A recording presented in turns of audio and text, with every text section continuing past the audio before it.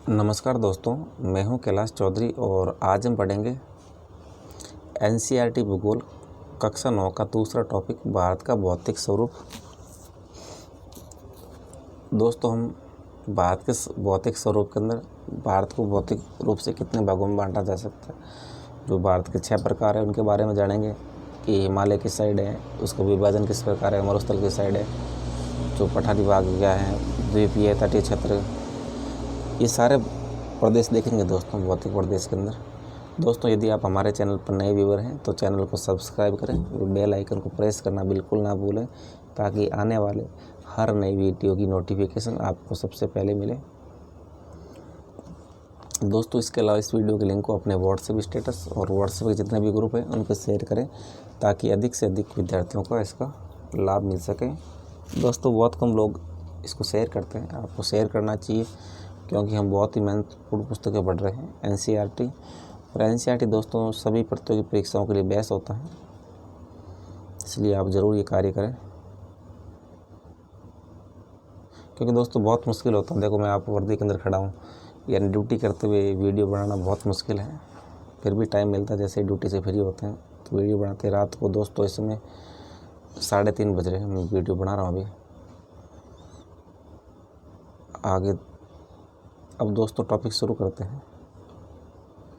जैसा कि आप जानते हैं, भारत विभिन्न स्थलाकृतियों वाला एक विशाल देश है। भारत में अलग अलग स्थलाकृतियाँ हैं। आप किस प्रकार के क्षेत्र भूभाग में रहते हैं? यदि आप मैदानी क्षेत्र में रहते हैं तो आप वहाँ से दूर तक फैले हुए विशाल मैदानों से परिचित होंगे। मैदान तो जानते होंगे आप, जो गंगा ब्रह्मपुत्र का मैदान है। और यदि पर्वतीय क्षेत्र के निवासी हैं तो आप पर्वतीय ढलानों और घाटियों में से भली भांति परिचित होंगे। वास्तव में हमारे देश में हर प्रकार की भू आकृतियाँ पाई जाती हैं, जैसे पर्वत हो गया, मैदान हो गया, मरुस्थल, पठार, द्वीप में भारत में पाए जाते हैं। ये देश तो सारी चीज़ मिलती है भारत में। अब भारत की भूमि बहुत अधिक भौतिक विभिन्नताओं को दर्शाती है। भूगर्भीय तौर पर प्रायद्वीपीय पठार पृथ्वी की सतह का प्राचीनतम भाग है। दोस्तों, जो प्रायद्वीपीय पठार है सबसे पुराना पठारों में से एक है। इस भूमि का एक बहुत ही स्थिर भाग माना जाता था, परंतु हाल के भूकंपों ने इसे गलत साबित कर दिया। हिमालय और उत्तरी मैदान हाल ही में बनी स्थलाकृतियाँ हैं। दोस्तों, हिमालय और जो हमारी उत्तरी मैदान ये नए क्षेत्र हैं। भूगर्भ वैज्ञानिकों के अनुसार हिमालय एक अस्थिर भाग है। हिमालय की पूरी पर्वत श्रृंखला एक युवा स्थलाकृति को दर्शाती है। तो दोस्तों, आपको ध्यान होना चाहिए कि हिमालय एक वलित पर्वत है और नए पर्वत है। बाकी जितने भी पर्वत हैं, एंडीज हो गया, अरावली हो गई, ये सारे पुराने पर्वत हैं, जिसमें ऊंचे शिखर, गहरी घाटियाँ और तेज़ बहने वाली नदियाँ हैं। और उत्तरी मैदान जलोढ़ निक्षेपों से बने हैं। और प्रायद्वीपीय पठार, ये दोस्तों आपको ध्यान रखना है कि उत्तरी मैदान किससे बने? जलोढ़ निक्षेप से बने। और प्रायद्वीपीय पठार है दोस्तों, वो बने हैं आग्नेय और रूपांतरित चट्टानों से बने हैं। रूपांतरित के दो कायांतरित एक ही है। सैलों वाली कम ऊंची पहाड़ियों और चोटियों से बने हैं। तो आपको ये ध्यान होना चाहिए। अब दोस्तों, हम हिमालय का चित्र देखते हैं कि हिमालय किस प्रकार फैला हुआ है भारत के अंदर। ये दोस्तों हिमालय पर्वत हैं। ये भारत के उत्तर में चाप की आकृति में फैला हुआ है। ये जम्मू कश्मीर से लेके ये अरुणाचल प्रदेश, नीचे मिजोरम, यहाँ तक फैला हुआ है। नागालैंड, मिजोरम, मणिपुर, यहाँ तक फैला हुआ है। वैसे अरुणाचल प्रदेश तक मानते हैं, नामचा बरवा, वहाँ तक फैला हुआ है। ये दोस्तों एक पामेर ग्रंथि है। जो पामेर ग्रंथि हिमालय पर्वत को और जो तिब्बत का पठार है इसको अलग करती है। तिब्बत का पठार उत्तर में है, इसे पामेर गांठ कहते हैं। और पामेर गांठ के दोस्तों इस साइड हिंदू की श्रेणी है, पश्चिमी साइड और पूर्व के अंदर है कुनलुन श्रेणी। तो आपको ध्यान रखना है, ये सुलेमान श्रेणी दोस्तों पाकिस्तान में है, ये इस साइड है ये। और हिमालय से नदियाँ निकलती दोस्तों, देखिए आप, सिंधु निकली यहाँ से, तो सिंधु के पास से झेलम निकलती है। फिर यहाँ से चिनाब होगी तो चिनाब चिनाब निकलती है, फिर रावी निकलती है, फिर ये सतलज, बीच में व्यास और निकलती दोस्तों। ये नदियाँ हैं और ये क्षेत्र 2 की दोस्तों। ये काराकोरम दर्रा है, ये असील दर्रा है। पहले काराकोरम श्रेणी है, फिर नीचे लद्दाख श्रेणी, उसके नीचे जास्कर श्रेणी है। ये दोस्तों देखिए नंगा पर्वत है, ये भारत में ही है नंगा पर्वत। और ये हमारा ये राक्षस ताल है।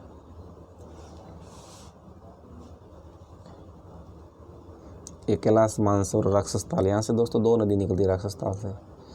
एक तो सिंधु निकलेगी राक्षस ताल से और एक निकलेगी हमारे ये ब्रह्मपुत्र नदी निकलेगी राक्षस ताल से। इसके अलावा हम देखते हैं ये हमारी कैलाश श्रेणी है, मानसरोवर झील है। सॉरी दोस्तों, ये मानसरोवर इधर पड़ेगा। ये मानचित्र थोड़ा गलत है, बाकी दोनों एक जगह से निकलती है, सिंधु और तो हमारे ब्रह्मपुत्र है। ये सिपकिला हिमाचल प्रदेश में है। ये चीन तिब्बत ऊपर हो गया। सांगपो नदी को तिब्बत के अंदर और चीन के अंदर सांगपो कहते हैं, भारत में अंदर कहेंगे हम ब्रह्मपुत्र बोलते हैं। ये नामचा बरवा, ये पर्वत दोस्तों नामचा बरवा, ये भारत में ही है। 7,756 मीटर इसकी ऊंचाई है। ये नंदा देवी, ये भी इंडिया के अंदर है।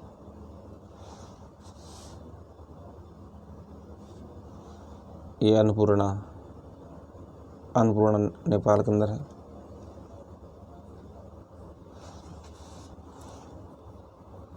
नीचे दोस्तों देखते हैं ये यमुना नदी हो गई, इधर गंगा हो गई, घाघरा, गंडक, कोसी, ये नदियाँ निकलती है दोस्तों हिमालय से। नीचे से सोन चली गई, इधर ब्रह्मपुत्र आ गया। इधर दोस्तों गारो खासी जयंतिया पहाड़ियाँ हैं। ये दोस्तों गारो खासी और जयंतिया पहाड़ियों को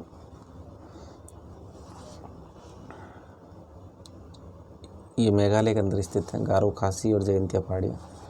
इसे हम भाग मानते हैं, जो पठारी भाग है, प्रायद्वीपीय पठार इसका मानते हैं, प्रायद्वीपीय पठार का भाग माना जाता है। अब देखते हैं दोस्तों मुख्य भौगोलिक वितरण, तो भारत के कितने प्रकार हैं वो देखते हैं।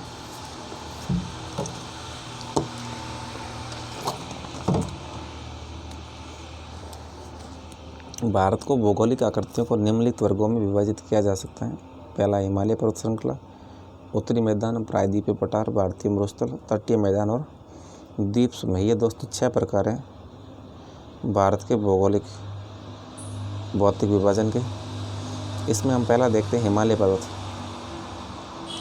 अब हिमालय भारत के उत्तर के अंदर है, इसका किस प्रकार विभाजन है। भारत की उत्तरी सीमा पर विस्तृत हिमालय भूगर्भीय रूप से युवा है और बनावट के दृष्टिकोण से वलित पर्वत श्रृंखला है, यानी युवा और वलित है। ये पर्वत श्रृंखलाएँ हैं पश्चिम पूर्व दिशा में सिंधु से लेकर ब्रह्मपुत्र तक फैली हुई है। तो दोस्तों ये सिंधु नदी है, यहाँ से लेकर ब्रह्मपुत्र नदी तक ये पर्वत श्रृंखलाएँ फैली हुई है। हिमालय विश्व की सबसे ऊंची पर्वत श्रेणी है और एक अत्यधिक असम अवरोधों में से एक है। ये 2400 किलोमीटर की लंबाई में फैले हुए हैं, एक अर्धवृत्त का निर्माण करते हैं। तो दोस्तों आपको इसकी लंबाई याद रखनी है, कितनी है, 2400 किलोमीटर। इसकी चौड़ाई कश्मीर में है 400 किलोमीटर और अरुणाचल प्रदेश में कम है दोस्तों, 150 किलोमीटर है। यानी पश्चिम के अंदर चौड़ा है, अरुणाचल प्रदेश में चौड़ा, फिर हिमाचल में उससे कम, उत्तराखंड में उससे कम चौड़ा, और ऐसे करते करते अरुणाचल प्रदेश में 150 किलोमीटर चौड़ा मिलेगा।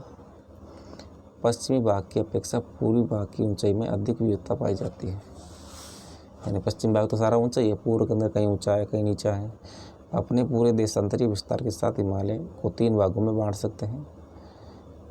देशांतर के साथ, यानी ये उत्तर वाली रेखा होती है उत्तर से दक्षिण, इनके हिसाब से 3 भागों में बांट सकते हैं। इन श्रृंखलाओं के बीच बहुत अधिक संख्या में घाटियाँ पाई जाती है और सबसे उत्तरी भाग में स्थित श्रृंखला को महान या आंतरिक हिमालय या हिमाद्री कहते हैं। ये दोस्तों सबसे उत्तर के अंदर जो पर्वत है, सबसे उत्तरी उत्तर पर्वत है। हिमालय के 3 भाग है। उत्तरी श्रृंखला को बोलेंगे हम महान बोलेंगे, या आंतरिक हिमालय है, हिमाद्री हिमालय है। ग्रेट हिमालय ज़्यादा बोलते हैं, ग्रेट हिमालय सबसे उत्तर के अंदर। इसके अन्य नाम है आंतरिक और हिमाद्री के हैं। सबसे उत्तरी उत्तर है। फिर मध्य हिमालय आ गया और नीचे शिवालिक हिमालय, 3 भाग है। ये सबसे अधिक सतत श्रृंखला है। और जिसमें 6000 मीटर की ऊंचाई वाले सर्वाधिक ऊंचे शिखर हैं। और दोस्तों इस हमारा ये जो महान हिमालय है यही है सबसे ऊंचे शिखर है, और इसमें हिमालय के सभी मुख्य शिखर हैं। हिमालय के कुछ ऊंचे शिखर देखते कौन कौन से हैं। माउंट एवरेस्ट की ऊंचाई 8848 और नेपाल में है। कंचनजंगा भारत के अंदर है 8598। ये मकालो दोस्तों ध्यान रखना आप, नेपाल के अंदर है 8481। धौलागिरी नेपाल के अंदर है 8172। धौलागिरी नेपाल में। एक दोस्तों धौलाधर है, वो धौलाधर तो भारत के अंदर है, धौलागिरी नेपाल में है। मकालो भी नेपाल के अंदर है। सबसे ऊंचा शिखर तो माउंट एवरेस्ट है ही नेपाल में, सभी जानते हैं। अब देखते हैं नंगा पर्वत। नंगा पर्वत भारत के अंदर है 8126 मीटर है। अन्नपूर्णा नेपाल के अंदर है 8078। नंदा देवी भारत में है 7817 है। नंदा देवी और नंगा पर्वत और कंचनजंगा ये सारे भारत में हैं। कामेट दोस्तों भारत के अंदर है 7756। नामचा बरवा ये 7756 ये भारत में अरुणाचल प्रदेश के पास में ही है। गुरुला मंदाता ये नेपाल में है 7728 मीटर। महान हिमालय के वलय की प्रकृति असममित है और हिमालय के इस भाग का क्रोड ग्रेनाइट से बना है। तो आपको ध्यान रखना किससे बना, ग्रेनाइट। अवसादी और रूपांतरित नहीं करना है। ये श्रृंखला हमेशा बर्फ़ से ढकी रहती है। तो दोस्तों बहुत ऊंचाई में तो सर्दी पड़ती है, तो इस वजह से बर्फ़ ज़्यादा है और इससे बहुत सी हिमानियाँ प्रभावित होती हैं। ये बड़े बड़े हिमानियाँ हैं दोस्तों। अगला है ज्ञात कीजिए महान हिमालय में पाई जाने वाली हिमालय दर्रों के नाम आपको लिखने हैं दोस्तों। कमेंट बॉक्स में आप लिखिए कौन कौन से दर्रे हैं, कौन कौन सी हिमानियाँ हैं। जैसे बड़े बड़े ग्लेशियर हैं, जैसे लद्दाख ग्लेशियर हो गया, सियाचिन ग्लेशियर हो गया। दर्रे बहुत सारे दोस्तों, सिपकीला, नाथुला, कई दर्रे हैं, उनके नाम लिखिए आप। भारत के उन राज्यों के नाम जहाँ ऊपर दिए गए ऊंचे शिखर स्थित हैं। दोस्तों शिखर लगभग जो हिमालय राज्य हैं, उत्तराखंड हो गया, तुम्हारा हिमाचल हो गया, JNK हो गया, अरुणाचल, इनमें ही शिखर हैं। सिक्किम हो गया। हिमाद्री के दक्षिण में स्थित श्रृंखला सबसे अधिक असम है। असम से मतलब दोस्तों मतलब असमान है और इसे बोलते हैं हिमाचल हिमालय या निम्न हिमालय के नाम से जाने जाते हैं। हिमाचल हिमालय या निम्न हिमालय बोलेंगे इसको, जो महान हिमालय के दक्षिण में इस श्रृंखला को। इन श्रृंखलाओं का निर्माण मुख्य रूप से अत्यधिक संपीड़ित और परिवर्तित शैलों से हुआ है। तो आपको ध्यान रखना है इसका निर्माण किससे हुआ है। हिमाचल हिमालय या निम्न हिमालय का अत्यधिक संपीड़ित और परिवर्तित शैलों से यानी रूपांतरित शैलों से हुआ है। महान हिमालय का निर्माण हुआ है वो हुआ है आग्नेय से, इसका हुआ है जो रूपांतरित शैलों से। इनकी ऊंचाई दोस्तों 3700 मीटर से 4500 मीटर के बीच और एवरेज चौड़ाई है 50 किलोमीटर। जबकि पीर पंजाल श्रृंखला है सबसे लंबी और सबसे महत्वपूर्ण श्रृंखला है। पीर पंजाल है, इसी की श्रृंखला सबसे लंबी और सबसे महत्वपूर्ण है। और धौलाधर और महाभारत श्रृंखलाएँ भी महत्वपूर्ण है, ये भी इसी की दोस्तों, हिमाचल और निम्न हिमालय की श्रृंखला में कश्मीर की घाटी, ध्यान रखिए दोस्तों, श्रृंखला में कश्मीर की घाटी तथा हिमाचल के कांगड़ा और कुल्लू की घाटियाँ भी हैं। इसी श्रृंखला में दोस्तों हिमाचल हिमालय यानी निम्न हिमालय में कुल्लू, कांगड़ा और इस क्षेत्र को पहाड़ी नगरों के नाम से जाना जाता है। एटलस में मसूरी, नैनीताल और रानीखेत की स्थिति देखें और उन राज्यों के नाम लिखें जहाँ ये स्थित है। दोस्तों ये सबको पता है मसूरी कहाँ है, जो हमारा IAS का ट्रेनिंग सेंटर है, भारतीय प्रशासनिक सेवा की ट्रेनिंग होती है मसूरी में, हिमाचल में है। नैनीताल तो गाना बहुत आपने सुना होगा, बहुत हम से तालों में ताल, बाकी सब तालों में नैनीताल, बाकी सब तलैया, नैनीताल है दोस्तों। हिमाचल में रानीखेत एक ट्रेन भी जाती है, तो हिमाचल में रानीखेत दिल्ली से लेके वो जोधपुर जाती है। अगला देखते हैं, हिमालय की सबसे बाहरी श्रृंखला को शिवालिक कहा जाता है। तो दोस्तों बाहरी श्रृंखला को बोलेंगे शिवालिक श्रृंखला। तो दोस्तों 3 श्रृंखला है। पहला तो महान हिमालय है, महान हिमालय, उसके बाद है निम्न हिमालय, फिर हो गया शिवालिक हिमालय। तो 3 ध्यान रखना है आपको, महान, निम्न और शिवालिक हिमालय। और शिवालिक हिमालय की चौड़ाई है दोस्तों 10 से लेकर 50 किलोमीटर और ऊंचाई है 900 से 1100 मीटर के बीच है। तो जैसे जैसे नीचे आ रहे हैं हम वैसे ऊंचाई और चौड़ाई में कमी हो रही है। तो इसकी चौड़ाई कम है 900 से 1100 लंबाई सॉरी, और चौड़ाई है 10 से लेकर 50 किलोमीटर। ये श्रृंखला उत्तर में स्थित मुख्य हिमालय की श्रृंखलाओं से नदियों द्वारा लाई गई असंपीड़ित अवसादों से बनी है। और दोस्तों ये श्रृंखला बनी है तो अवसाद लाते हैं नदियों से, तो ऊपरी हिमालय से लाए हम, मुख्य हिमालय से, इनके अवसाद से बना है शिवालिक हिमालय। और ये बना है रूपांतरित सेलों से, निम्न हिमालय रूपांतरित सेलों और तुम्हारे संपीड़ित चट्टानों से, और महान हिमालय ग्रेनाइट चट्टानों से बना है। यानी दोस्तों तीनों हिमालय हैं ये अलग अलग चट्टानों से बने हैं। ये घाटियाँ बजरी और जलोढ़ की मोटी परत से ढकी हुई है। निम्न हिमालय तथा शिवालिक हिमालय, इनके बीच में स्थित लंबोत घाटी को दून के नाम से जाना जाता है। यानी दोस्तों 2 हिमालय ऊपर, सेकंड और थर्ड वाला, इसके बीच जो घाटी उन्हें बोलते हैं लंबोत घाटी को दून कहते हैं। कुछ प्रसिद्ध दून है, देहरादून, कोटली दून, पाटली दून। ये जितने भी दून है दोस्तों ये सारे उत्तराखंड के अंदर हैं, तो आपको ध्यान रखना है। दून है क्या? हिमाचल और शिवालिक के बीच में लंबोत घाटी को दून कहते हैं। ये दोस्तों एक चित्र दे रखा है, भारत मुख्य भौगोलिक वितरण, ये देखते हैं।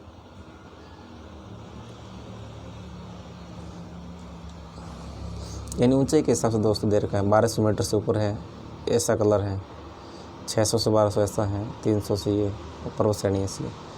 तो दोस्तों ये जो इसे पूर्वी घाट बोलते हैं, ये काफ़ी ऊंचा है। ये पश्चिमी घाट है। और नीचे दोस्तों देखिए ये हमारी कार्डेमम पहाड़ियाँ हैं, जिसे इलायची की पहाड़ियाँ बोलते हैं, ये केरला में है। और यहाँ अन्नाई मलाई श्रेणी है, ऊपर है, इनके पास नल्ला मलाई है। और पश्चिमी घाट की सबसे ऊंची चोटी अनाई मुडी, ये भी यहीं पर है, पश्चिमी घाट में ही है। उसके ऊपर नीलगिरी है, पहाड़ियाँ तमिलनाडु के अंदर है। ये दोस्तों आपको इनका पहाड़ियों का क्रम याद होना चाहिए, ये कार्डेमम, अन्नाई मलई और नीलगिरी, ऐसे याद रखना है। और तट देखे दोस्तों तो ये तट है मालाबार तट, ऊपर है कोंकण तट, उसके ऊपर देखें सौराष्ट्र तट जाएगा।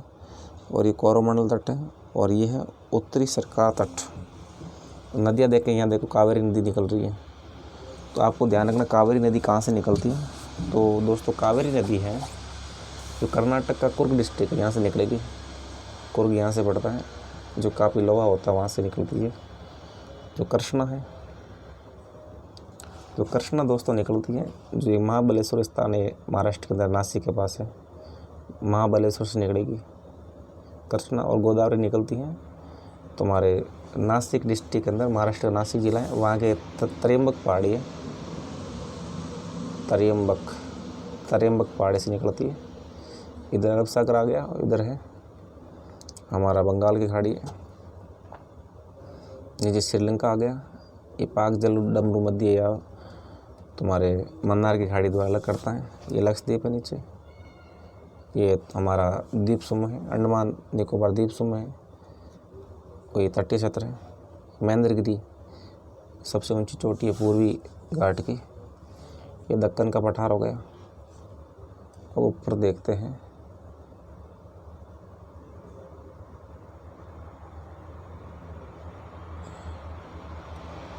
अब दोस्तों देखते हैं भारतीय महामरुस्थल आ गया। ये हमने देखा था सुलेमान श्रेणी पिछले मानचित्र में। इधर अरावली श्रृंखला आ गई, सबसे पुरानी श्रृंखलाओं में से एक है। ये मालवा का पठार आ गया, नीचे विंध्य श्रेणी है, फिर सतपुड़ा श्रेणी है, नीचे महादेव श्रेणी है।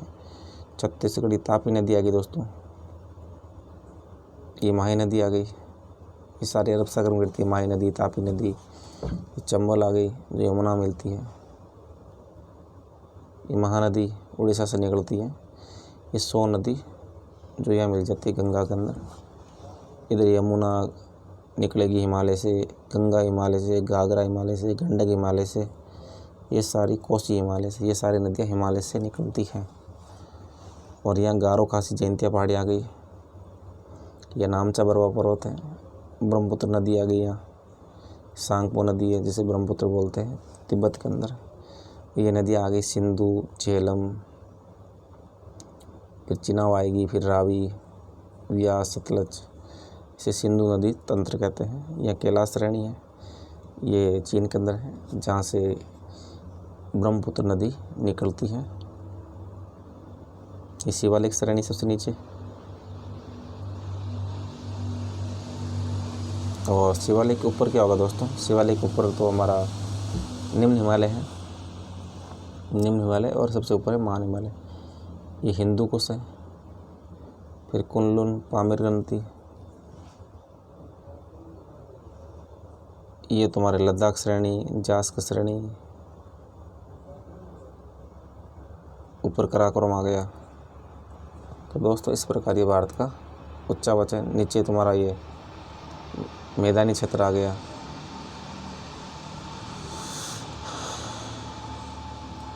अब ये देखो हिमालय पर्वत का देखो चित्र दे रखा पूरा बर्फ पे पहाड़ों पर। इन्हें पूर्वांचल या पूर्वी पहाड़ियों तथा पर्वत श्रृंखलाओं के नाम से जाना जाता है। यानी जो भारत के पूर्व के अंदर है उन्हें किस नाम से जानेंगे? पूर्वांचल, पूर्वी पहाड़ियाँ या पर्वत श्रृंखलाओं के नाम से। ये पहाड़ियाँ उत्तर पूर्वी राज्यों से होकर गुजरती है और मजबूत बलुआ पत्थरों जो अवसादी सेल से बनी है। तो दोस्तों नॉर्थ ईस्ट की पहाड़ियाँ किससे बनी हैं? ये ग्रेनाइट से नहीं बनी है, बनी अवसादी सेलों से। ये पहाड़ियाँ उत्तर पूर्वी राज्यों से होकर गुजरती है और मजबूत बलुआ पत्थर की अवसादी सेल उनसे बनी हुई है, और ये घने जंगलों से ढकी हुई है और अधिकतर समानांतर श्रृंखलाओं और घाटियों के रूप में फैली हुई है। और पूर्वांचल में पटकोई, नागा, मिजो और मणिपुर पहाड़ियाँ शामिल हैं। दोस्तों पूर्वांचल में कौन कौन सी पहाड़ियाँ हैं? एक तो पटकोई आ गई, दूसरी नागा आ गई, मिजो, मणिपुर, ये सारी पहाड़ियाँ। दोस्तों हम ये पार्ट छोड़ दिया था हमने, गलती से मिस हो गया। पहले ये देखते हैं, हिमालय देख रहे थे हम। हिमालय के उत्तर दक्षिण के अतिरिक्त हिमालय को पश्चिम से पूर्व तक स्थित क्षेत्रों के आधार पर भी विभाजित किया जाता है। वो तो 3 विभाजन हो गए हमारे, महान हिमालय, निम्न हिमालय और शिवालिक हिमालय। अब ये पूर्व से पश्चिम नदी घाटियों की दृष्टि से 4 भागों में बांटेंगे। इन वर्गीकरण को नदी घाटियों की सीमाओं के आधार पर वर्गीकृत किया जाता है। उदाहरण के लिए सतलज और सिंधु के बीच स्थित हिमालय के भाग को बोलते हैं पंजाब हिमालय, सिंधु और सतलज के बीच है। लेकिन पश्चिम से पूर्व तक क्रमशः से कश्मीर हिमालय और हिमाचल हिमालय के नाम से जाना जाता है। यानी जो पंजाब हिमालय का पश्चिमी हिस्सा है वो तो कश्मीर हिमालय, और पूर्वी हिस्सा से हिमाचल हिमालय बोलते हैं, क्योंकि पश्चिम के अंदर कश्मीर नज़दीक है और पूर्व के अंदर हिमाचल नज़दीक है, इसलिए कश्मीर हिमालय, हिमाचल हिमालय, और पूरे को क्या बोलेंगे? पंजाब हिमालय। सतलज और काली नदियों के बीच स्थित हिमालय के भाग को कुमायूं हिमालय के नाम से जाना जाता है। दूसरा कौन सा है? कुमायूं हिमालय हो गया, सतलज और काली नदी। और काली और तीस्ता नदियों के बीच नेपाल हिमालय, और तीस्ता और दियांग नदी, दियांग दोस्तों ये ब्रह्मपुत्र की सहायक नदी है, इसके बीच असम हिमालय के नाम से जाना जाता है। तो 4 भाग हो गए। तुम्हारा पहला भाग है पंजाब हिमालय, दूसरा कुमायूं हिमालय, तीसरा नेपाल हिमालय, और चौथा है आसाम हिमालय। तो दोस्तों इसके अंदर नदी कौन कौन सी? आपको 5 नदी याद रखनी है, मैं आपको बताता हूँ। तो पहली तो है, ऊपर करते हैं, पहली है सिंधु नदी, ठीक है। उसके बाद आएगा सतलज नदी, सिंधु, सतलज, फिर आएगा काली नदी, काली नदी, फिर आएगा चौथा तीस्ता नदी, काली नदी, तीस्ता नदी, और 5वां आएगा दियांग नदी, दियांग। दोस्तों ये 5 नदियाँ और 5 नदियों के बीच ये 4 हिमालय। तो पहला है सिंधु और सतलज के बीच तो है पंजाब हिमालय, ठीक है। सिंधु, सतलज, पंजाब हिमालय। और सतलज और काली के बीच है कुमायूं हिमालय। 1 मिनट, यहाँ तो हो गया पंजाब, इसके बीच है पंजाब, ठीक है। सिंधु और सतलज के बीच, और सतलज और काली के बीच है कुमायूं, ये आपको ध्यान रखना, कुमायूं है, ठीक है। और काली और तीस्ता के बीच है नेपाल हिमालय। काली और तीस्ता के बीच है नेपाल हिमालय। और तीस्ता और दिहांग के बीच है असम हिमालय। तीस्ता और दिहांग के बीच है असम हिमालय। तो दोस्तों ये 5 प्रकार हैं, आपको ध्यान रखना है। ब्रह्मपुत्र है हिमालय का सबसे पूर्वी सीमा बनाती है, और दिहांग महाखंड या गॉर्ज के बाद हिमालय दक्षिण की ओर एक तीखा मोड़ बनाते हुए, दोस्तों दिहांग खंड से क्या है, तीखा मोड़ बनाते हुए भारत की पूरी सीमा के साथ फैल जाता है। ये हमने पढ़ लिया दोस्तों। ये मिजो पहाड़ियाँ है। मिजो कहाँ है? मिजोरम के अंदर है मिजो पहाड़ियाँ। मिजोरम आपने देखा था नक्शे में, त्रिपुरा मिजोरम पास पास है।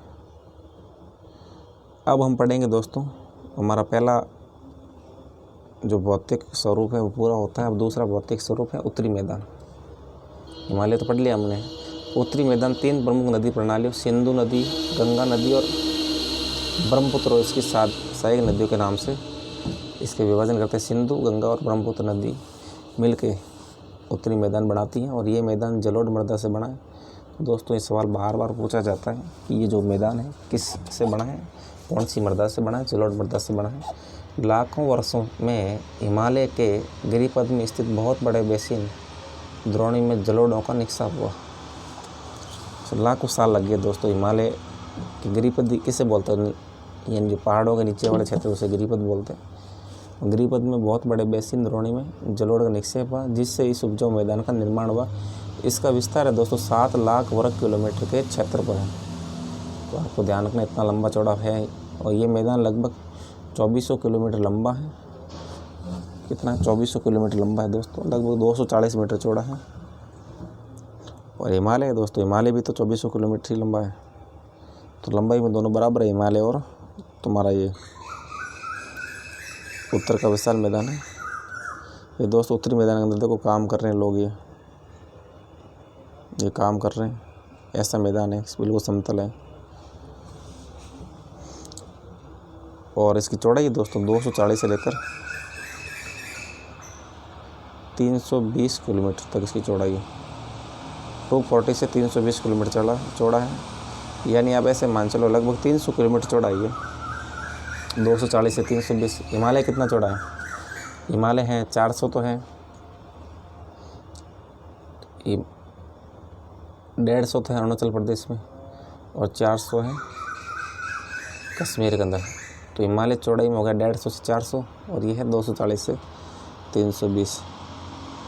अब हम देखते हैं, क्या आप जानते हैं ब्रह्मपुत्र नदी में माजुली द्वीप है, जो विश्व का सबसे बड़ा नदी द्वीप है? बिल्कुल जानते हैं दोस्तों, और यहाँ लोग भी निवास करते हैं। तो ये सवाल बार बार पूछा जाता है प्रतियोगिता परीक्षाओं में। आपको ध्यान रखना है कि जो माजुली द्वीप है, ये ऐसे पूछेंगे विश्व का सबसे बड़ा नदी द्वीप कौन सा है? तो माजुली द्वीप है दोस्तों। यहाँ एक सबसे बड़ा डेल्टा भी है, ब्रह्मपुत्र नदी बनाएगी, गंगा ब्रह्मपुत्र मिलकर सुंदरवन डेल्टा बनाएगी। ये सघन जनसंख्या वाला भौगोलिक क्षेत्र है। समृद्ध मृदा आवरण, पर्याप्त पानी की उपलब्धता और अनुकूल जलवायु के कारण कृषि की दृष्टि से ये भारत का अत्यधिक उपजाऊ क्षेत्र है। और उत्तरी पर्वतों से आने वाली नदियाँ निक्षेपण कार्य में लगी हुई है। तो दोस्तों उत्तरी पर्वत से जो नदियाँ आती है वो निक्षेपण कार्य में लगी हुई है। नदी के निचले भागों में ढाल कम होने के कारण नदी की गति कम हो जाती है। जो निचले भाग नदी के वहाँ ढाल कम है, तो नदी की गति कम हो जाती है, और जिसके परिणाम स्वरूप नदी द्वीपों का निर्माण होता है। अब नदी द्वीप कैसे बनते हैं आपको समझ में आ गया होगा। निक्षेपण तो होता है दोस्तों, इतने पर्वतीय क्षेत्रों से आती है, बहुत सारी मिट्टी कंकड़ बहुत सारी लाते हैं। जो नीचे वाले क्षेत्र में आएगी तो गति कम हो जाएगी। गति कम होकर क्या है, ये सारा जितना भी निक्षेपित पदार्थ है वो फैल जाएंगे, फैल के फिर नदी रास्ता चेंज करेगी तो द्वीप बन जाएगा। ये ये नदियाँ अपने निचले भाग में गाद एकत्र हो जाने के कारण बहुत सी धाराओं में बन जाती है। जो गाद इकट्ठा हो गया बहुत सी धाराओं में बंट गई और बीच में अंदर द्वीप बढ़ गए। इन धाराओं को वितरिकाएँ कहते हैं। जब धाराओं में बढ़ती है लास्ट के अंदर, इसे वितरिका बोलते हैं। अब देखते हैं क्या आप जानते हैं दो आब का अर्थ है दो नदियों के बीच का भाग। दो आब दो शब्दों से मिलकर बना है। दो आब यानी दो तो दो होता है, आब पानी को कहते हैं, पानी नदी को, यानी दो नदी के बीच वाले क्षेत्र को। इसी प्रकार पंजाब भी दो शब्दों से मिलकर बना है। पंज यानी पाँच और आब यानी पानी। तो पांच पानी के बीच बसा हुआ है, यानी पांच नदी के बीच पंजाब में पांच नदी कौन कौन सी दोस्तों आपको पूछ ले तो पंजाब के अंदर सिंधु छोड़ दो, सिंधु पंजाब में नहीं मानेंगे हम। सिंधु काउंट करते हैं। सिंधु हो गई, फिर हो गया सिंधु के बाद झेलम है, झेलम के बाद चिनाब है, चिनाब के बाद रावी है, फिर व्यास है, सतलज। दोस्तों कुल मिलाकर वैसे 6 नदियाँ हैं। 6 नदियों के बीच 5 ही तो होगी, 5 नदियों के बीच बसा हुआ है पंजाब। उत्तरी मैदान को मोटे तौर पर 3 उपवर्गों में विभाजित किया गया है। उत्तरी मैदान 3 भागों में है। उत्तरी मैदान के पश्चिम भाग को पंजाब का मैदान कहते हैं, जो सबसे वेस्ट है। सिंधु तथा इसकी सहायक नदियों के द्वारा बनाए गए इस मैदान को बहुत बड़ा भाग पाकिस्तान में है और कुछ भाग भारत में है। सिंधु तथा इसकी सहायक नदियाँ झेलम, चिनाब, रावी, व्यास, सतलज हिमालय से निकलती हैं। ये 5 नदियाँ, सिंधु की सहायक नदियाँ हिमालय से निकलती है और मैदान की इस भाग में 2 आबों की संख्या बहुत अधिक है। गंगा के मैदान का विस्तार है दोस्तों गग्गर तथा तीस्ता नदियों के बीच है। गंगा का मैदान किसके बीच है? गग्गर और तीस्ता नदी। हमने पढ़ा था ये तुम्हारे काली और तीस्ता नदी के बीच, जो नेपाल हिमालय पढ़ा था, वही तीस्ता नदी है। ये उत्तरी भारत के राज्यों हरियाणा, दिल्ली ये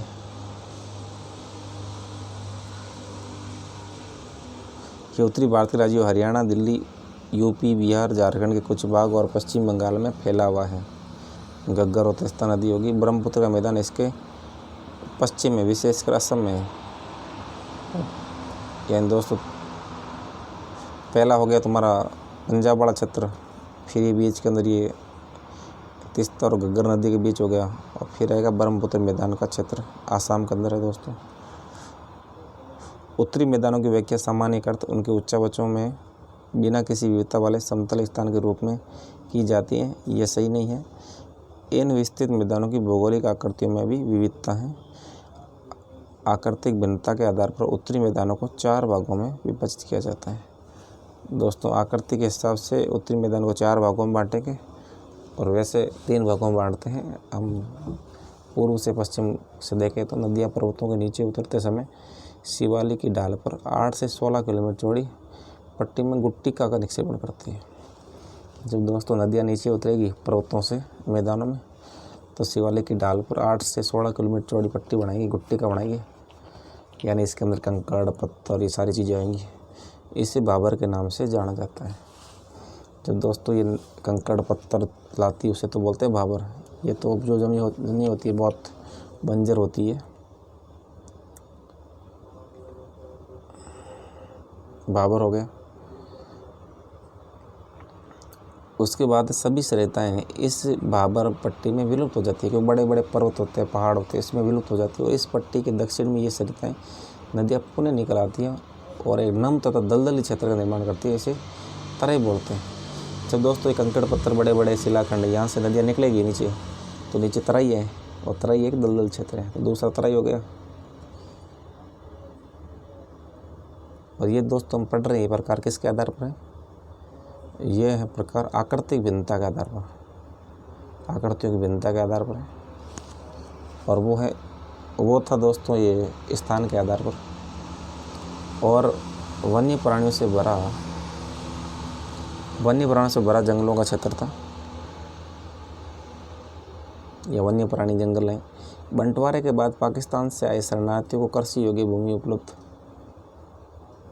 बंटवारे के बाद पाकिस्तान से आए शरणार्थियों को कृषि योग्य भूमि उपलब्ध कराने के लिए इस जंगल को काटा गया। ये दोस्तों जो तराई क्षेत्र है इसको काटा जा चुका और इस क्षेत्र में दुधवा राष्ट्रीय पार्क की स्थिति ज्ञात कीजिए। ये दुधवा राष्ट्रीय पार्क यूपी के अंदर है। दोस्तों कुछ चीज़ छूट रही लग रहा मेरे को।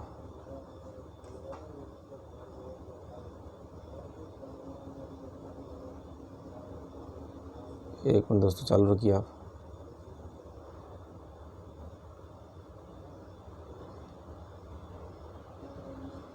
हाँ ये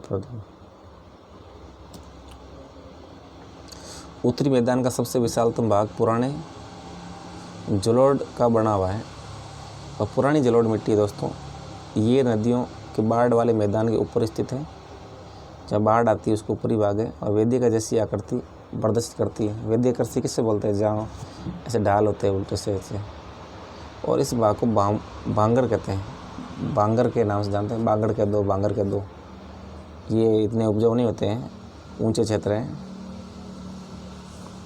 पुरानी जलोढ़ है ये। और इस क्षेत्र की मृदा में चूनेदार निक्षेप पाए जाते हैं जिसे स्थानीय भाषा में कंकड़ कहा जाता है। कंकड़ मिलेंगे बांगर के अंदर। और बाढ़ वाले मैदानों में नए तथा युवा निक्षेपों को खादर कहते हैं। जो नए मैदान है जलोढ़ निक्षेप जहाँ उपजाऊ क्षेत्र है और इनका लगभग प्रत्येक वर्ष पुनर्निर्माण होता है, इसलिए उपजाऊ होते हैं और गहन खेती के लिए आदर्श होते हैं। तो दोस्तों इसके स्थलाकृति के आधार पर 4 प्रकार आपको समझ में आ गए होंगे। 4 प्रकार कौन कौन से हैं? पहला तो था हमारा भाबर,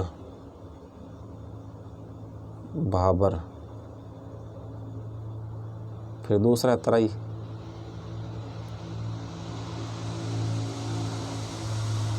तीसरा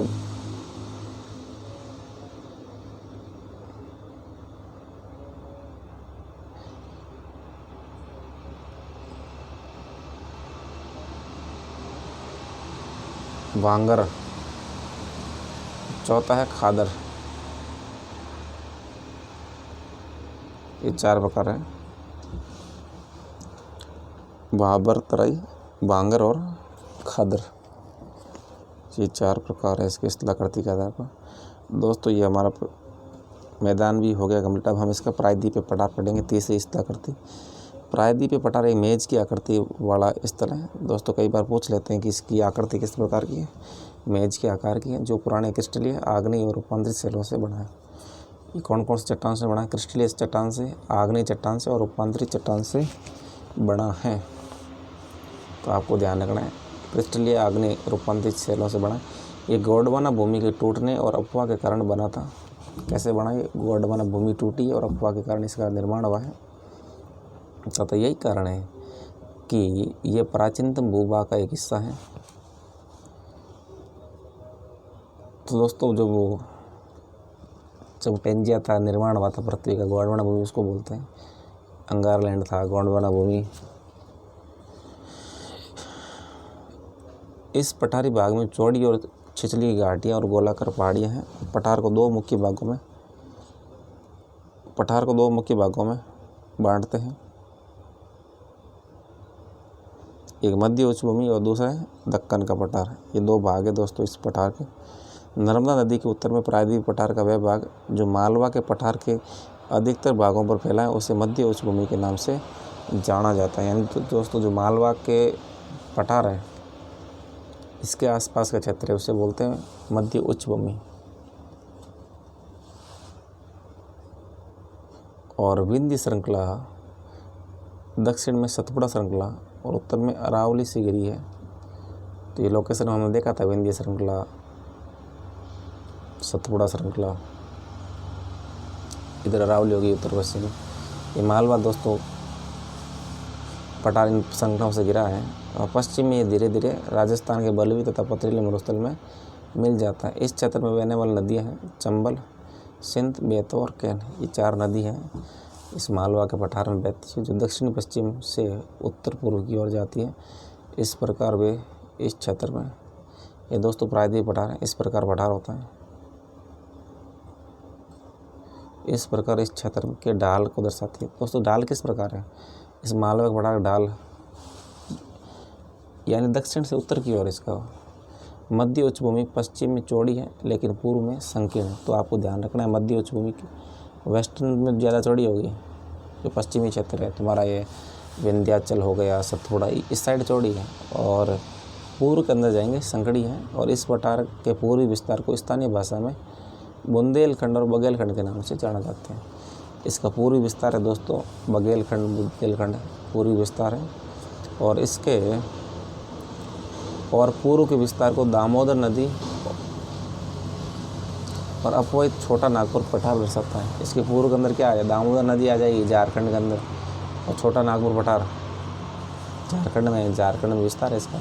दक्षिण का पठार एक त्रिभुजा का भूभाग है जो नर्मदा नदी के दक्षिण में स्थित है। जो नर्मदा और तुम्हारी ताप्ती नदियाँ हैं, तो नर्मदा नदी के दक्षिण में है। उत्तर में इसके चौड़े आधार तो सतपुड़ा की श्रृंखला है, जबकि महादेव, कैमूर की पहाड़ी और मैकाल श्रृंखला इसके पूर्वी विस्तार है। महादेव, मैकाल, कैमूर ये इसका पूर्वी विस्तार है। भारत के भौतिक मानचित्र पर इन पहाड़ियों और श्रृंखलाओं की स्थिति ज्ञात कीजिए। तो हमने देखा था दोस्तों मानचित्र में दक्षिण का पठार पश्चिम में ऊंचा और पूर्व की ओर कम ढाल वाला है। तो दोस्तों इसका ढाल आपको देखना है किस प्रकार है। पश्चिम में ज़्यादा ऊंचा है और पूर्व के अंदर ये नीचा है। इस वजह से तो नदियाँ हैं, चंबल होगी तुम्हारी, चंबल तो खैर वहाँ जाती है, तुम्हारी सोन, बेतवा, कैन, ये नदियाँ गंगा नदी मिलती हैं। इस वजह से तो इस पठार का एक भाग उत्तर पूर्व में भी देखा जाता है। और इसका दोस्तों जो उत्तर पूर्व के अंदर जो भाग है उससे स्थानीय रूप से मेघालय का पठार, कार्बी एंगलोंग पठार और उत्तर कच्चार पहाड़ी के नाम से जाना जाता है। तो ये मेघालय का पठार है, कार्बी एंगलोंग और उत्तरी कच्चार पहाड़ी, ये भी दोस्तों प्रायद्वीपीय पठार का ही भाग है। अब नेक्स्ट देखते हैं। यह एक भ्रंश के द्वारा छोटा नागपुर पठार से अलग हो रहा है, जो हम मेघालय पठार के बारे में पढ़ रहे हैं। उत्तर कच्चार पहाड़ी, कार्बी एंगलोंग और मेघालय, यह क्या है? एक भ्रंश के द्वारा नागपुर पठार से अलग हो रहा है। और पश्चिम से पूर्व की ओर 3 महत्वपूर्ण श्रृंखलाएँ दोस्तों, गारो, खासी और जयंतिया, ये भी इसी पठारी भाग के पार्ट है। दक्षिण के पठार के पूर्वी और पश्चिमी सिरे पर क्रमशः पूर्वी और पश्चिमी घाट स्थित हैं, वो हमने देखा था। पश्चिमी घाट है, पश्चिमी तट के समानांतर स्थित है, ये सतत है तथा उन्हें केवल दर्रों के द्वारा ही पार किया जा सकता है। और भारत के भौतिक मानचित्र में थाल घाट, भोर घाट और पाल घाट की स्थिति ज्ञात कीजिए। दोस्तों ये आप कमेंट बॉक्स में लिखना कि थाल घाट, भोर घाट और पाल घाट कहाँ स्थित हैं और कौन कौन सी जगह को अलग करते हैं। पश्चिमी घाट पूर्वी घाट की अपेक्षा ऊंचे हैं दोस्तों, ऊंचे क्षेत्र है पश्चिमी घाट। पूर्वी घाट के 600 मीटर की औसत ऊंचाई की तुलना में पश्चिमी घाट में औसत ऊंचाई है 900 से लेकर 1600 मीटर है, तो ऊंचे ज़्यादा हैं। पूर्वी घाट तो 600 मीटर ही ऊंचे और ये है 900 से लेकर 1600 मीटर ऊंचा है। और पूर्वी घाट का विस्तार महानदी घाटी से दक्षिण में नीलगिरी तक है। महानदी उड़ीसा में, नीलगिरी तमिलनाडु में, उड़ीसा से तमिलनाडु तक विस्तार है। और पूर्वी घाट का विस्तार सतत नहीं है, ये कटा-फटा तट है और ये अनियमित है और बंगाल की खाड़ी में गिरने वाली नदियों ने इनको काट दिया है, कटा-फटा तट है। पश्चिमी घाट में पर्वतीय वर्षा होती है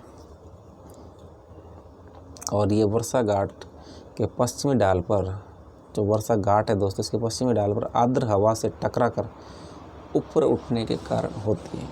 ये वर्षा कैसे होती है? जो पर्वत श्रृंखला है पश्चिमी घाट की, वहाँ से जो पश्चिमी ढाल है वहाँ से आर्द्र हवा आएगी, जो तुम्हारे अरब सागर है वो टकराएगी, ऊपर उठेगी और पर्वतीय वर्षा होगी। पश्चिमी घाट को विभिन्न स्थानीय नामों से जाना जाता है। पश्चिमी घाट की ऊंचाई उत्तर से दक्षिण की ओर बढ़ती रहती है। नॉर्थ से साउथ जाएंगे तो पश्चिमी घाट की ऊंचाई बढ़ती रहेगी और इस भाग के शिखर ऊंचे, जैसे अनाईमुड़ी की ऊंचाई कितनी है? 2695 मीटर है, सबसे ऊंचा है अनाईमुड़ी, 2695 मीटर है। ये तुम्हारे केरल के अंदर है अनाईमुड़ी पहाड़ी, पश्चिमी घाट की सबसे ऊंची चोटी है। तथा दोदा बेटा की ऊंचाई है 2633 मीटर, ये पश्चिमी घाट की और पूर्वी घाट का सबसे ऊंचा शिखर महेंद्रगिरी है, 1500 मीटर है, क्योंकि पूर्वी घाट कम ऊंचा है। पूर्वी घाट के दक्षिण पश्चिम है सेवराई। दोस्तों पूर्वी घाट के साउथ वेस्ट में देखेंगे सेवराई और जावेदी की पहाड़ियाँ हैं। सेवराई कहाँ है? कर्नाटक के अंदर जावेदी की पहाड़ियाँ मिली हैं। और ये ऊटी पूर्व के अंदर क्या है? उडगमंडलम, जिसे ऊटी के नाम से जाना जाता है, तथा कोडाई कनाल जैसे प्रसिद्ध पहाड़ी नगरों की स्थिति मानचित्र में ज्ञात कीजिए। ये दोस्तों ऊटी कोडाई कनाल ये तमिलनाडु के अंदर है। ऊटी को कहते हैं, उडगमंडलम कहते हैं। प्रायद्वीप पठार की एक विशेषता यहाँ पाई जाने वाली काली मृदा है। ये दोस्तों काली मृदा पाई जाती है प्रायद्वीप पठार में। आपको ध्यान रखना कौन सी मृदा पाई जाती है, काली मृदा। और मैदानी क्षेत्र में जलोढ़ मृदा पाई जाती है, जिसे दक्कन ट्रैप के नाम से जाना जाता है। दक्कन ट्रैप क्या है? ये जो मृदा है प्रायद्वीप पठार की, इसे दक्कन ट्रैप के नाम से जानते हैं। और इसकी उत्पत्ति ज्वालामुखी से हुई है, काली मृदा या दक्कन ट्रैप की, इसलिए इसके शैल आग्नेय हैं। वास्तव में इन शैलों का समय के साथ अपरदन हुआ है, जिनसे काली मृदा का निर्माण हुआ। ये जो आग्नेय शैलों के अपरदन होने से ही काली मृदा का निर्माण हुआ है। और अरावली की पहाड़ियाँ प्रायद्वीपीय पठार के पश्चिमी और उत्तरी पश्चिमी किनारे पर स्थित हैं। ये बहुत अधिक अपरदित और खंडित पहाड़ियाँ। ये दोस्तों जो अरावली की पहाड़ियाँ बहुत ज़्यादा अपरदित हो रही है और खंडित हो रही हैं। ये गुजरात से लेकर दिल्ली तक, दक्षिणी पश्चिम तक और दक्षिणी पश्चिम और उत्तर पूर्व दिशा के अंदर फैली है। ये 692 किलोमीटर दोस्तों गुजरात के जामनगर से लेकर जो दिल्ली का रायसीना हिल्स है यहाँ तक है। ये 692 किलोमीटर, जिसमें से 550 किलोमीटर तो राजस्थान में है, बाकी क्षेत्र गुजरात और दिल्ली में है। अब दोस्तों हम भारतीय मरुस्थल पढ़ेंगे।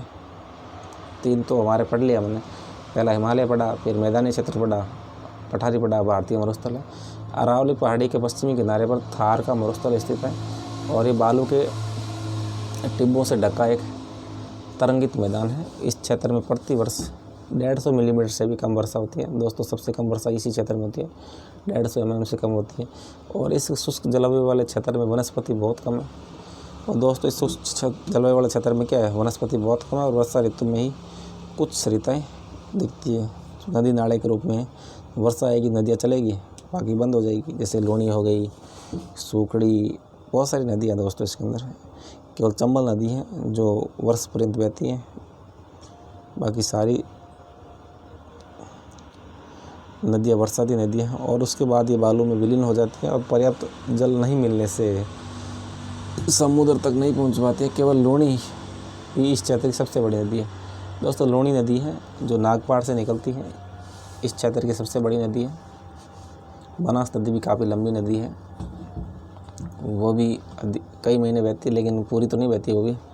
बरखान किसे कहते हैं? अर्धचंद्राकार बालू के टीलों को कहते हैं, का विस्तार बहुत अधिक क्षेत्र पर है, लेकिन लंबुत टीले भारत पाकिस्तान सीमा के समीप प्रमुखता से पाए जाते हैं। आप यदि जैसलमेर जाए तो बरखान को देख सकते हैं। सबसे ज़्यादा बरखान कहाँ मिलेंगे? जैसलमेर को। बरखान किसे कहते हैं? अर्धचंद्राकार बालू के टीले को बरखान कहते हैं। ये दोस्तों भारतीय मरुस्थल का चित्र है। ऐसे पहाड़ी चित्र हैं। ये पनिया पानी ला रही है मटके पर, ये पूरा मरुस्थल झाड़ियाँ दिख रही है। तो ज़्यादातर लोग जानते हैं मरुस्थलीय क्षेत्र में ज़्यादातर लोग रहते हैं। हम राजस्थान में मरुस्थली है। अब है तटीय मैदान। प्रायद्वीपीय पठार के किनारों संकीर्ण तटीय पट्टिकाओं का विस्तार है। ये पश्चिम में अरब सागर से लेकर पूर्व में बंगाल की खाड़ी तक विस्तृत है। ये दोस्तों हमने तटीय क्षेत्र पढ़ा था उसके बारे में। पश्चिमी तट, पश्चिमी घाट और अरब सागर के बीच एक संकीर्ण मैदान है। पश्चिमी तट किसे बोलते हैं? पश्चिमी घाट और अरब सागर के बीच संकीर्ण मैदान को पश्चिमी तट कहते हैं। और इस मैदान के 3 भाग हैं। उत्तर के उत्तरी भाग को कहते हैं कोंकण तट। कोंकण किसे बोलेंगे? जो हमारा कर्नाटक वाला क्षेत्र है, मुंबई, गोवा। सॉरी दोस्तों, कोंकण कर्नाटक नहीं कहेंगे, कर्नाटक कन्नड़ है। कोंकण जो जहाँ कोंकणी भाषा बोली जाती है, ये गोवा वाला क्षेत्र है। गोवा और मुंबई में महाराष्ट्र से लेकर तुम्हारे गोवा तक है।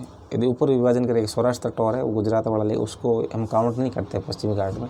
मध्य वाले भाग को कन्नड़ मैदान कहेंगे और दक्षिणी भाग को मालाबार तट कहेंगे। मालाबार केरल वाले तट को मालाबार तट, कर्नाटक से जो तट मिलता है उसको कहेंगे कन्नड़ मैदान या कन्नड़ तट कहेंगे। बंगाल की खाड़ी के साथ विस्तृत मैदान, चौड़ा है और समतल है। तो यहाँ जाएंगे दोस्तों जो बंगाल की खाड़ी के अंदर तो चौड़ा मैदान है कि नदियाँ इसको काट काट के चौड़ा बना दिया, और समतल मैदान है और उत्तरी भाग में इसे उत्तरी सरकार कहा जाता है, जबकि दक्षिणी भाग में कोरोमंडल तट के नाम से जाना जाता है। दोस्तों ध्यान रखें ये चौड़ा और समतल है, पूर्वी तट है, और पश्चिमी तट क्या है, संकड़ा है। बड़ी नदियाँ जैसे महानदी, गोदावरी, कृष्णा, कावेरी इस तट पर विशाल डेल्टा का निर्माण करती हैं। ये दोस्तों जो गोदावरी और कृष्णा नदी है, यहाँ तुम्हारे प्राकृतिक गैस अच्छी खासी मात्रा में मिलता है। चिल्का झील पूर्वी तट पर स्थित एक महत्वपूर्ण भू लक्षण है। चिल्का झील का है, उड़ीसा के अंदर है, खारे पानी की सबसे बड़ी झील है ये दोस्तों। ये तटीय प्रदेश इस तरह तट होते हैं दोस्तों। ये क्या आप जानते हैं चिल्का झील भारत में खारे पानी की सबसे बड़ी झील है और उड़ीसा में महानदी डेल्टा के दक्षिण में स्थित है। उड़ीसा का महानदी डेल्टा है। महानदी कहाँ बहती है, उड़ीसा में, तो डेल्टा भी उड़ीसा के अंदर होगा। खारे पानी की सबसे बड़ी झील है। अब पढ़ते हैं दोस्तों द्वीप समूह में, ये लास्ट है हमारा। ये आप पहले ही देख चुके हैं, भारत पर मुख्य स्थल भाग अत्यधिक विशाल है। इसके अतिरिक्त भारत में 2 द्वीप समूह का निर्माण हुआ। 2 द्वीप समूह है। क्या आप इन द्वीप समूह को पहचान सकते हैं? तो दोस्तों अंडमान निकोबार द्वीप समूह और लक्षद्वीप है दोनों। ये एक द्वीप का चित्र दे रखा है, इस तरह द्वीप होते हैं दोस्तों। ये चारों तरफ समुद्र होता है, बीच के अंदर कोई जगह है, यहाँ लोग रहते हैं, ये जगह यहाँ लोग रहते हैं, इन्हें द्वीप बोलते हैं।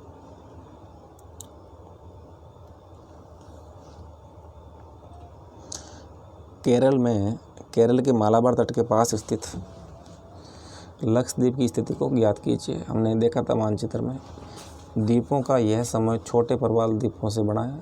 तो दोस्तों आपको सवाल पूछा जा सकता है, कई बार पूछा भी गया है कि लक्षद्वीप का निर्माण किससे हुआ है। तो लक्षद्वीप का निर्माण छोटे प्रवालों से हुआ है। पहले इनको लक्काद्वीप, मिनिकॉय और एमिन के नाम से जाना जाता था। इसके दोस्तों ये प्राचीन नाम है लक्काद्वीप और लक्षद्वीप मिलता जुलता है। मिनिकॉय, एमिन इससे ही कहते थे। 1973 से इनका नाम बदल के लक्षद्वीप किया गया। कब बदला नाम दोस्तों? 1973 में। और ये 32 वर्ग किलोमीटर के छोटे से क्षेत्र में फैला हुआ है। कावारत्ती लक्षद्वीप का प्रशासनिक मुख्यालय, यह कावारत्ती राजधानी है। और इस द्वीप समूह पर पादप और जंतु के बहुत से प्रकार पाए जाते हैं। ये पिटली द्वीप है दोस्तों। पिटली द्वीप जहाँ मनुष्य का निवास नहीं है, वहाँ एक पक्षी अभयारण्य ये भी यहीं पर पाया जाता है लक्षद्वीप में। अब बंगाल की खाड़ी में उत्तर से दक्षिण की तरफ फैले द्वीपों की श्रृंखला को ध्यान से देखिए। और वहाँ अंडमान और निकोबार द्वीप समूह में, ये द्वीप समूह आकार में बड़े संख्या में है। बहुत बड़े बड़े द्वीप है दोस्तों, फैले हुए आकार में बड़े और बहुत बिखरे हुए हैं।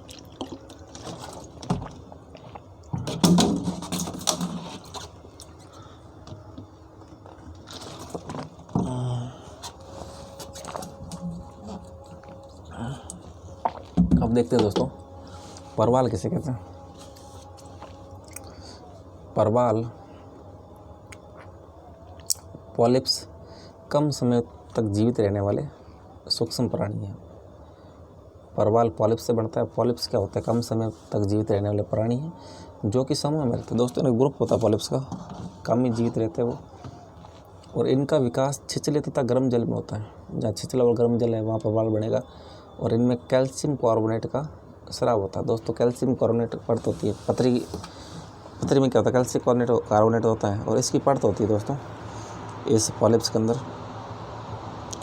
परवाल स्राव और परवाल अस्थियाँ टीले के रूप में निक्षेपित हो जाती हैं। दोस्तों जब परवाल का स्राव होगा, यानी जो कैल्शियम कार्बोनेट है और इसकी अस्थियाँ मिलकर क्या बढ़ाएंगी? टीला बना देगी। और ये मुख्य 3 प्रकार के होते हैं।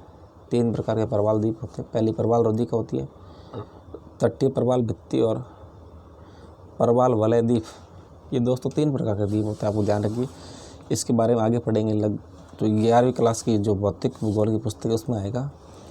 पहला है परवाल रोधिका, दूसरा तटीय परवाल भित्ति और तीसरा है परवाल वलय द्वीप। ऑस्ट्रेलिया का ग्रेट बैरियर द्वीप है, सबसे बड़ा परवाल द्वीप है। जो परवाल रोधिका का अच्छा उदाहरण है दोस्तों। ये सवाल कई बार पूछा जाता है कि ऑस्ट्रेलिया का जो ग्रेट बैरियर द्वीप है, ग्रेट बैरियर रीफ है, वो किससे बना है? परवाल से थे। परवाल का कौन सा प्रकार है? तो परवाल का रोधिका द्वीप से बना है। परवाल रोधिका से बना हुआ है ये। परवाल वलय द्वीप है जो गोलाकार या हार्सू आकार वाले रोधिका होते हैं। इसका आकार किस प्रकार होता है? हार्सू और रोधिका जैसा होता है। जो अंडमान निकोबार द्वीप समूह है दोस्तों, ये 2 भागों में बांटे गए हैं, उत्तर में अंडमान और दक्षिण में निकोबार। माना जाता है यह द्वीप समूह निमज्जित पर्वत श्रेणियों के शिखर है। ये दोस्तों जितनी निमज्जित पर्वत श्रेणी है, तो ये समुद्र है दोस्तों, ये तुम्हारा बंगाल की खाड़ी है, हिंद महासागर का ही भाग है, तो समुद्रों के अंदर बड़े बड़े शिखर, ये भी एक शिखर है। इसका निमज्जित पर्वत श्रेणी पर ये अंडमान निकोबार द्वीप बसा हुआ है। ये दोस्तों जो अंडमान और निकोबार को जो अलग करती है उसे 10 डिग्री चैनल बोलते हैं। 10 डिग्री होती है अक्षांश रेखा, इन दोनों द्वीपों को अलग करती है। ये आप ध्यान रखना दोस्तों, परवाल रोधिका, तटीय परवाल भित्ति और परवाल वलय द्वीप।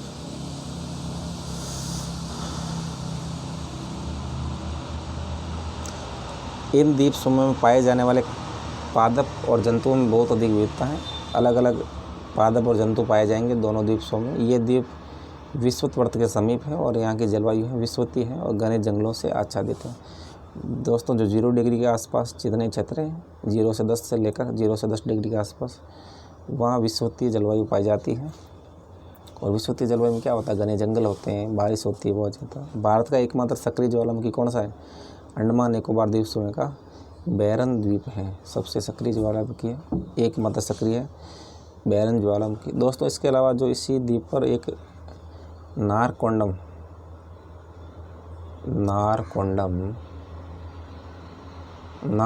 नाम का एक सुषुप्त ज्वालामुखी भी पाई जाती है इसी द्वीप पर। विभिन्न भू-आकृतिक विभागों का वितरण प्रत्येक विभाग की विशेषताएं स्पष्ट करता है, परंतु यह स्पष्ट है कि ये विभाग एक दूसरे के पूरक हैं। वे देश को प्राकृतिक संसाधनों से समृद्ध बनाते हैं। उत्तरी पर्वत जल और वनों के स्रोत हैं। उत्तरी मैदान देश में अन्न के भंडार हैं और इसमें प्राचीन सभ्यताओं के विकास को आधार मिला। पठारी भाग खनिजों के भंडार हैं। दोस्तों खनिज हमेशा पठारी क्षेत्र में मिलते हैं, जिसने देश के औद्योगिकरण में विशेष भूमिका निभाई है। तटीय क्षेत्र मत्स्यन और पौध संबंधी क्रियाकलापों के लिए उपयुक्त हैं। इस प्रकार देश की विविध भौतिक आकृतियाँ भविष्य के विकास की संभावनाएं प्रदान करती है। दोस्तों सभी क्षेत्रों का अलग अलग महत्व है। तो दोस्तों इसी के साथ ये हमारा टॉपिक कंप्लीट होता है। अब हम इसके अभ्यास पसंद करेंगे। एक स्थलीय भाग जो 3 ओर से समुद्र से घिरा हो उसे क्या कहेंगे? जो दोस्तों 3 ओर से समुद्र से घिरा होते से प्रायद्वीप कहते हैं। तभी तो भारत को प्रायद्वीप बोलते हैं। दक्षिण में हिंद महासागर आ गया, पूर्व के अंदर बंगाल की खाड़ी और पश्चिम अरब सागर है, इसलिए प्रायद्वीप बोलते हैं। और जो 4 ओर से समुद्र से घिरा उसे तट कहते हैं। सॉरी द्वीप कहते हैं, 4 ओर से घिरा है। और तट तो जो जहाँ नज़दीक भूमि होती है और जहाँ समुद्र नज़दीक होता है उसे तट कहते हैं। भारत के पूर्वी भाग में म्यांमार की सीमा निर्धारण करने वाले पर्वतों का संयुक्त नाम क्या है? तो दोस्तों पूर्वी भाग में म्यांमार की सीमा का निर्धारण करेंगे, उन्हें पूर्वांचल कहते हैं। पूर्वांचल। गोवा के दक्षिण में स्थित पश्चिमी तटीय पट्टी को क्या बोलते हैं? गोवा के साउथ के अंदर है जो,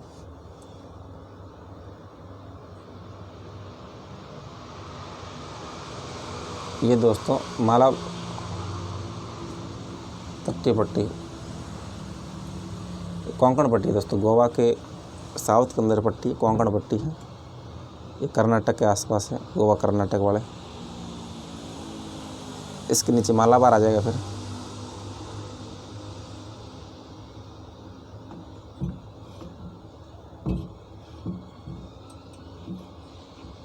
सॉरी दोस्तों, एक बार गोवा के दक्षिण में स्थित पश्चिम पट्टी है तो कन्नड़ पड़ती है, कन्नड़ का पठार है। ये तो नाम काफ़ी अलग है दोस्तों, कन्नड़।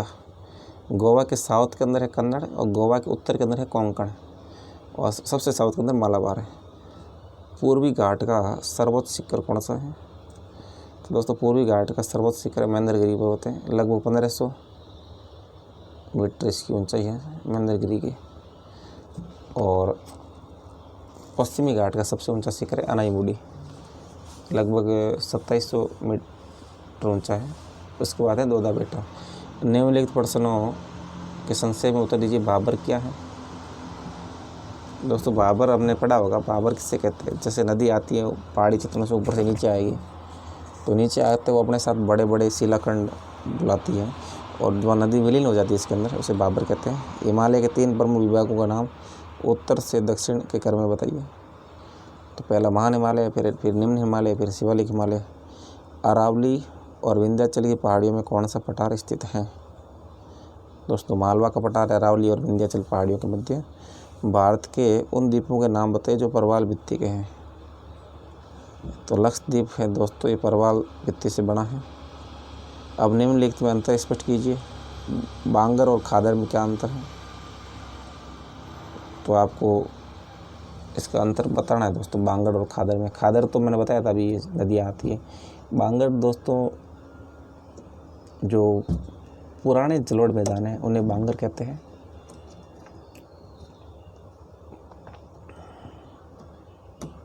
और पूर्वी घाट और पश्चिमी घाट, इसमें अंतर। पूर्वी घाट है पूर्वी तट के सारे हैं, पश्चिमी घाट पश्चिमी तट के सारे हैं। पूर्वी घाट है जो कटाफटा है, पश्चिमी घाट कटाफटा नहीं है। पूर्वी घाट कम नीचा है, ऊंचाई कम उसकी, पश्चिमी घाट की ऊंचाई ज़्यादा है। जो हमारा पूर्वी घाट है संकरा है और पश्चिमी घाट चौड़ा है, ये इनके अंतर हैं। भारत के प्रमुख भू आकृति विभाग कौन कौन से? हिमालय क्षेत्र और प्रायद्वीप पठार के उच्चावत लक्षणों में क्या अंतर है? तो भू आकृति विभाग तो हमने पता देख लिया, 6 विभाग है। पहला हिमालय पर्वत है, दूसरा उत्तर का विशाल मैदान है, तीसरा पठारी विभाग है प्रायद्वीप पठार, चौथा महामरुस्थल है, तटीय प्रदेश और द्वीप समूह। प्रायद्वीपीय पठार के उच्चावत लक्षणों में हिमालय क्षेत्र में अंतर किया दोस्तों, ये हमने काफ़ी विस्तृत से पढ़ा है। भारत के उत्तरी मैदान का वर्णन कीजिए। उत्तर का विशाल मैदान हमने पढ़ा, आप एक बार मन के अंदर याद की लीजिए। तो दोस्तों इसी के साथ ये संक्षिप्त टिप्पणी है मध्य हिमालय, मध्य उच्चभूमि और भारत के द्वीप समूह, इसके बारे में आप मन के अंदर ही आप याद की लीजिए, बट कमेंट नहीं करना, काफ़ी लंबा है ये, देख लीजिए। इसी के साथ दोस्तों ये हमारा टॉपिक कंप्लीट होता है, और आज के लिए बस इतना ही। जय हिंद, जय भारत।